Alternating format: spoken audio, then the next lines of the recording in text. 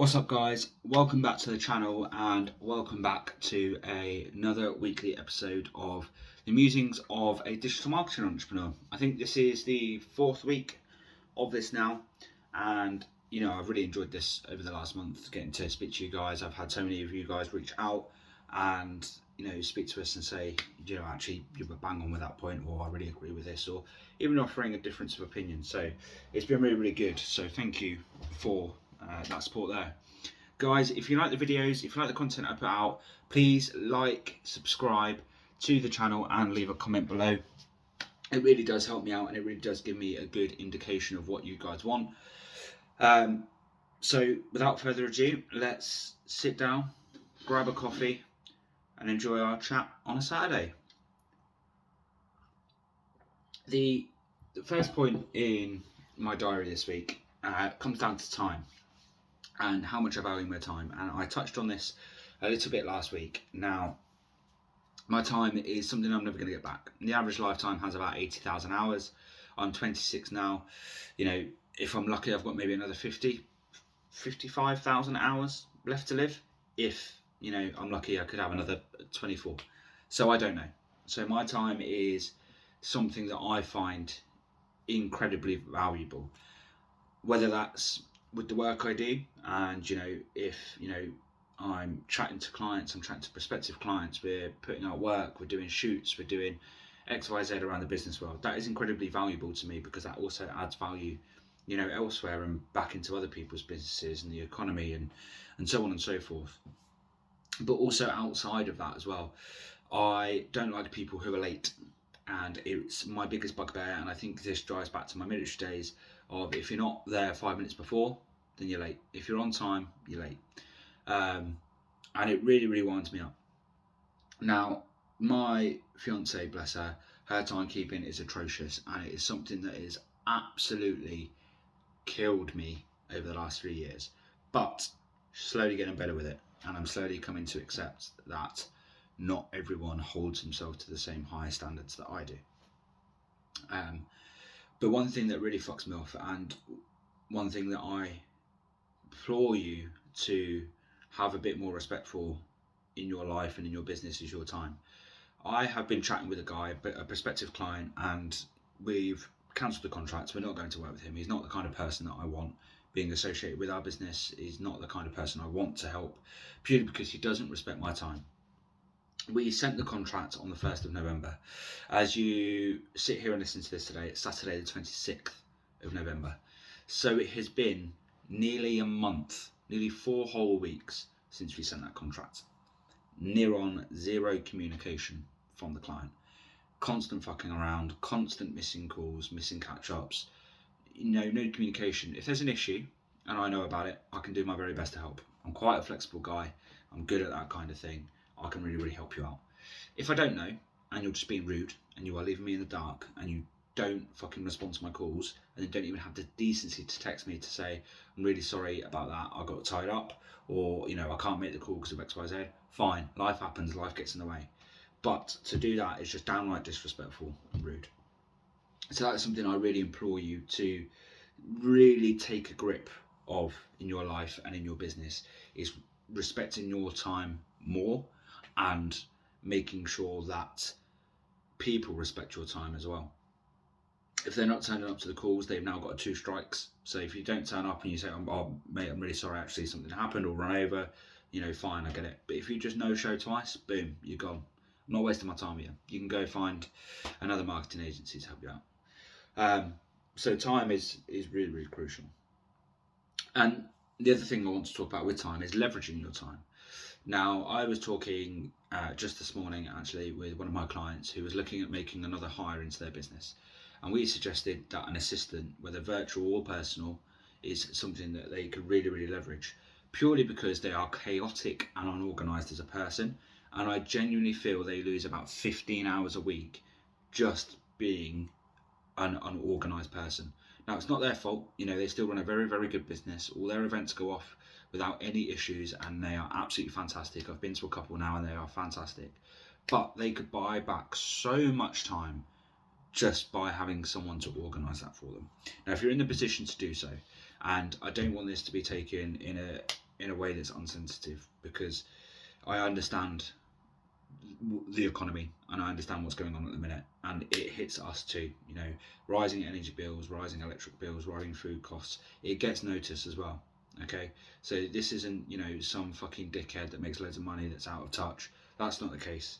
Okay, I understand. I grew up on a council estate in Portsmouth. I know what it's like to have no money and how difficult it is right now. Okay, but if you've got the money, which some people do, then leverage money for time. If you can save 15, 20 hours a week by having an assistant of some kind, then do so. If you can get a chef in, then do so. If you can get a driver, then do so. It's something I really, really recommend, to buy back your time. I would exchange, you know, £2,000 a month for an assistant to buy my time back, for them to send the contracts and manage my diary and organise my events for me and make my reservations and book my flights and what have you. There are people out there that are willing to do that and want to get paid for it. So if you can afford to do that, then that's something I suggest. The next point this week, the next 2 points this week come into relationships. Now, much like the military, business can be very much a single man's game. If, you know, especially if you're in, I would say, your first 3 years, you know, if you're still a startup and you're in your first 3 years, the amount of time that it takes to set up and establish and run a business is incredible. And this week has been one of those weeks. Before, I had got quite good at, you know, putting in those boundaries with, you know, time, and very much stopping work at a set hour to spend time with my fiance. But this week has been one of those weeks. This week I've started work at 7 a.m. every day, and I have not been to sleep before 3 a.m. every day this week. That's probably why my bags are huge. So it can be very time consuming, and if you don't have the right boyfriend, girlfriend, husband, wife, partner, whatever, in place, that can be a very difficult thing for them. And when you make that jump from whatever job you were doing before, college student, banker, whatever, into business owner, it is a very difficult transition. And it's difficult for you, but I feel like it's easy for you in that respect, because you're the one making that transition. You're the one who wants it. You're the one who's learning all these things. And I think sometimes your partner can really get left behind, and it can have a massive detrimental effect on relationships. There was a saying in the military: you're not a proper soldier until you've been married at least 3 times. And I think that is probably very true, because it's such a time consuming job, and it's very much a single man's game. And I feel like business can be the same.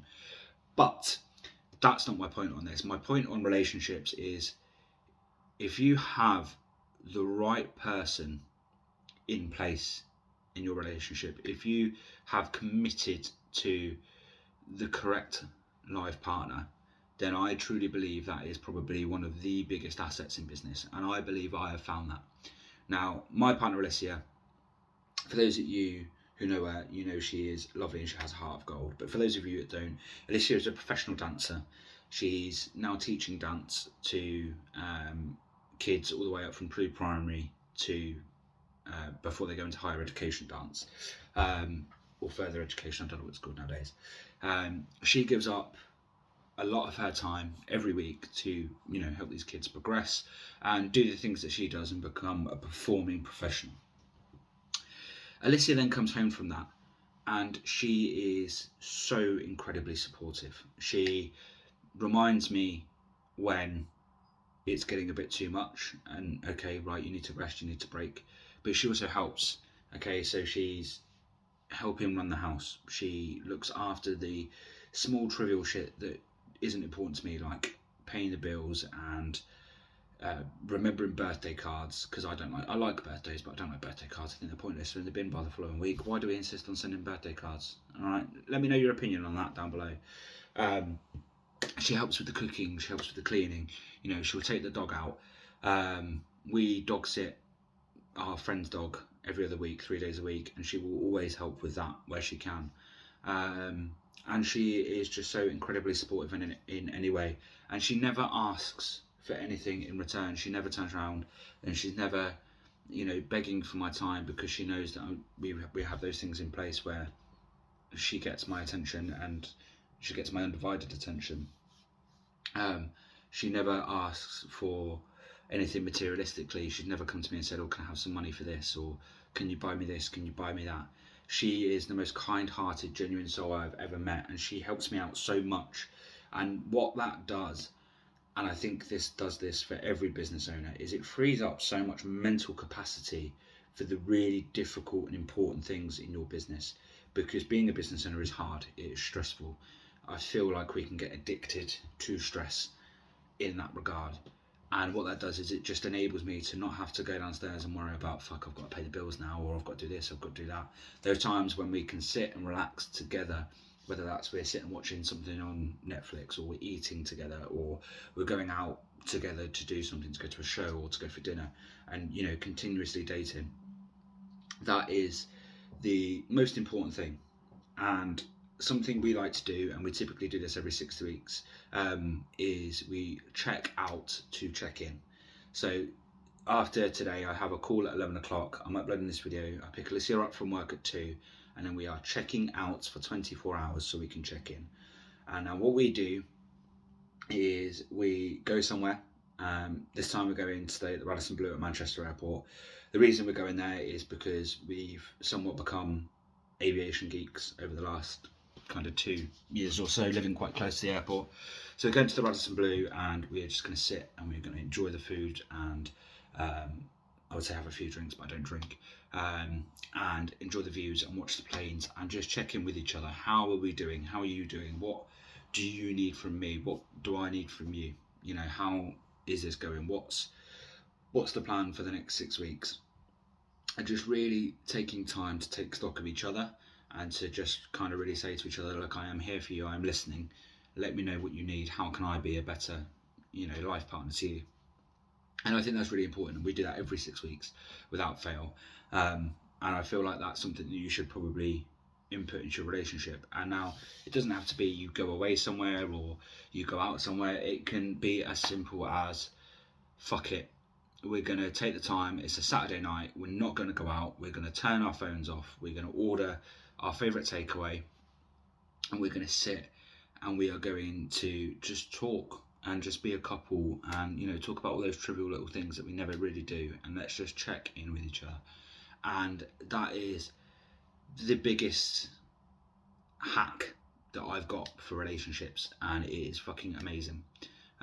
It serves us so well. It's probably why we're so strong, and why we're so good with each other at the moment. Like, we're genuinely probably the happiest we have ever been, because we take the time to look after each other and to check in with each other. So checking out to check in is something I would highly recommend. Comfort zones is the next point. I have talked a lot this week about comfort zones and about imperfect action, and I've talked to a lot of people about pushing each other out their comfort zones. And this ties in with my point on Black Friday as well, which is why my week has been so ridiculously long. So these comfort zones, Black Friday and imperfect action, is all rolled into one. Now, I mentioned to you last week about my friend who started his agency at the same time as me and is still sat at 0 clients, because he signs one, focuses on that, loses, and is back to square one. We have been talking a lot about taking imperfect action and comfort zones, and we sat down. He set some goals. He sent me some apartments he wants to move into. He knows the car. He knows how much he needs to be making for this kind of thing. I'm like, okay, cool. Now you've wasted your time doing that, and you spent 3 days doing that. Let's start outreaching. Let's do this. Let's take that imperfect action. Let's stop fucking about, and let's start signing you some clients, helping your clients out, and importantly, getting your money in the bank. And that pushed him to the limit of his comfort zone, because he's now got to start outreaching again. And he knows that if he stays where he is, that he's not going to sign clients every week, and he's not going to make money every week, and he's not going to have that nice apartment in wherever he chooses to move to, and he's not going to have the Tesla that he wants, and the nice holidays, and all those nice materialistic things, and the security that comes with having money. He's not going to have. So it's about in taking imperfect action and pushing out your comfort zone. With Black Friday this week, a lot of our clients, this is the first time they've done Black Friday with us, and it's the first time we've done Black Friday a little bit differently. in terms of how we run our ads, how we market that, how we've prepared for that. And honestly, this week it has been bomb-proof in terms of getting everything set up and running. Yes, there's been teething issues. Yes, there's been a few mistakes, but the actual process of getting there and getting it launched was perfect. Not a single fucking thing went wrong in that phase, and that is so good. So we've now solidified that process, and that process has taken me 3 years to get there. What we now need to solidify is the process afterwards to mitigate the amount of mistakes that happen there. There were a few. Some were human errors, some were technological errors that were outside of our hands, external factors, not internal. But it's pushed a lot of clients out of their comfort zone. Okay, we're going to do this. You're going to sit in front of the camera and talk to your audience. We're going to do X, Y, Z. And it's also made them uncomfortable how much money has actually been made. Now, we've had 2 clients that have hit record days, and we've had 2 clients that have gone over the £100,000 per day mark in sales, and they're not the 2 that have had their record days. Black Friday for us this year has been incredible. I set out the target, and you can see this on my Facebook, I think Wednesday or Thursday it was. I set out the target that across all the businesses we work with, we were going to make £100,000 in sales. We've done over 200,000 just with 2 clients out of the 20 odd that are in the online digital group. The reason I set that so low is I think maybe a lack of confidence on my behalf, and I wanted to sit in that comfort zone and say that was a win.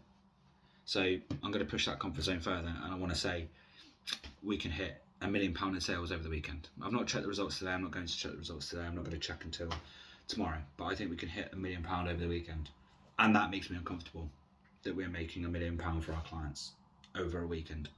And it's about taking that perfect action, and everything that we've learned there is about taking that in perfect action. So if you want those weekends where you are making your clients £1 million over a weekend, then fucking just start doing it. Don't wait around, because no one is coming to save you. Guys, a short one this week, I know. I hope you've enjoyed this video. As always, if you have any comments, points, you want to reach out, then my socials are below, or you can always comment on the video. And as always, please, if you could like and subscribe, if you enjoy the content that you see, then that would be greatly appreciated. This week, there's 6 videos being recorded. I don't know how many will manage to get published. It depends on how much our editors can keep up. But it's going to be focusing on some agency systems this week, for certain things like onboarding, prospecting, those kind of things. So keep a lookout for those coming from the channel. They will be coming from Tuesday onwards, I would imagine. So keep your eyes peeled. And if you've got any suggestions of what you want to see, please comment down below, and I will see what I can do. Guys, have a fantastic week. Thank you again for tuning in, and speak to you soon.